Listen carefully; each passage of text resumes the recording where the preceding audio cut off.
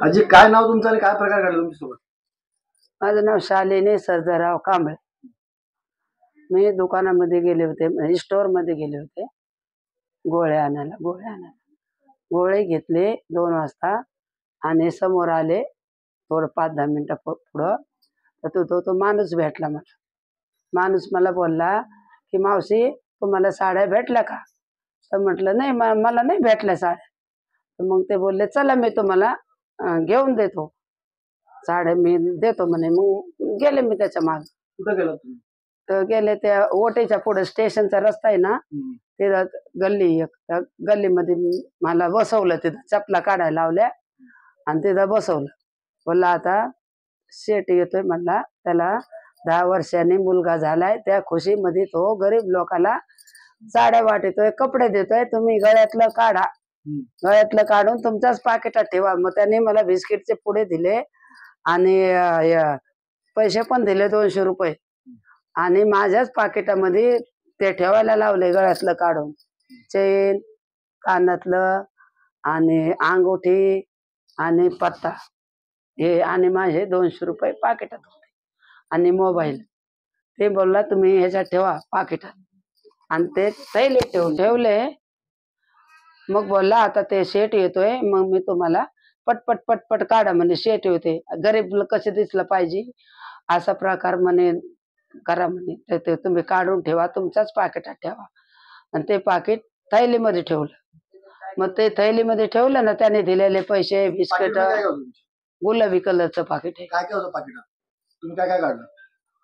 मी काढले कानातलं 1 जोड, दोन्ही कानातले 2 फुल आणि वेल आणि पत्ता आणि अंगठी,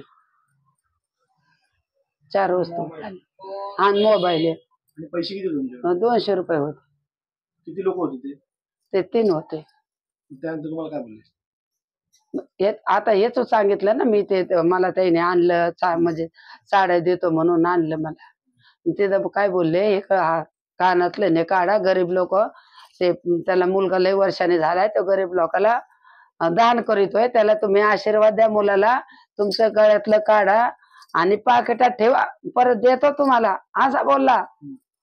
मग आता तो तसा बोलला तर मला ते काही कळलं नाही ना. मी काढलं पटापटा आणि पाकिटात ठेवलं. मग ते पाकिट आहे ना, त्याने माझ्या थैलीत टाकलं. मला आता तुमच्या थैलीत राहू द्या. मग दुसरी कुठली थैली काय माहिती, ती गाठ मारलेली थैली तशीच होती. आणि ते कधी गेले, मग ते गेले ना, मग इकडनं गेले का इकडनं गेले, मला काहीच नाही सुधारलं. म्हणजे कुठून गेले मला दिसले नाही. आणि मग नंतर ते गेले का, मग मी थैली सोडून बघते तर मग माझे असे झाक गेल्यावर झाले.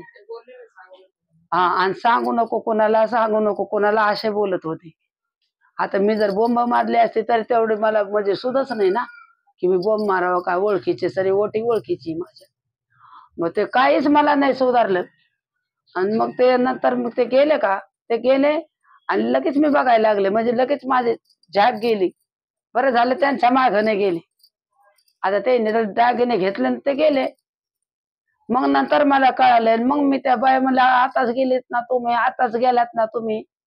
मग मी परत ते आमचा भाऊ मानलेला आहे पाड्यामध्ये, तिकडं गेले. मग त्या पोराला फोन केला, म्हणलं माझ्या मुलीला फोन कर. मग त्याने पोरीला फोन केला. किती वाजताची घटना आहे? 2 वाजताची. चालता बोलता 2:30 वाजले असतात ना. आता मी परत गेले, पोलीस आले. मग मी पोलिसाला ती जागा दाखवली, परत स्टेशनला गेले, परत आले, परत त्यांना ती जागा दाखवली, स्टोर दाखवलं, पुढून मला नेलं ते दाखवलं. मी 6ला आलो घरी. कोणार्क, अपना शहर अपनी बातें.